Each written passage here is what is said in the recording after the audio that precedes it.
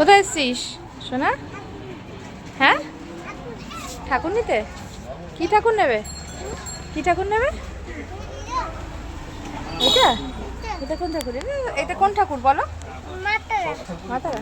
চলো, এই যে চলে এসছি সরস্বতী ঠাকুর নিতে।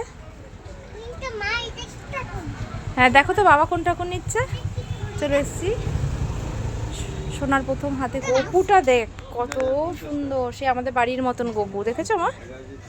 এই দেখ, এই যে গপুকে দেখতে। চলো চলো কত ঠাকুর দেখি আমরা। কি নিচ্ছে বাবা দেখি কোন ঠাকুর। কি সুন্দর দেখ। একটা সরস্বতী ছিল গনু দাদা, গনু দাদা, যেটা নেই সেটা শুনে আর কি গনু দাদা।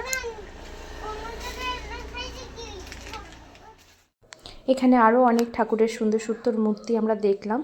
ভীষণ পছন্দ, মনে হচ্ছে সবাইকে নিয়ে সঙ্গে নিয়ে চলে যাই। তো বাড়িতে মন্দিরে অলরেডি এরা মানে ওই বড় গোপাল ছোট গোপালের বাস রয়েছেই।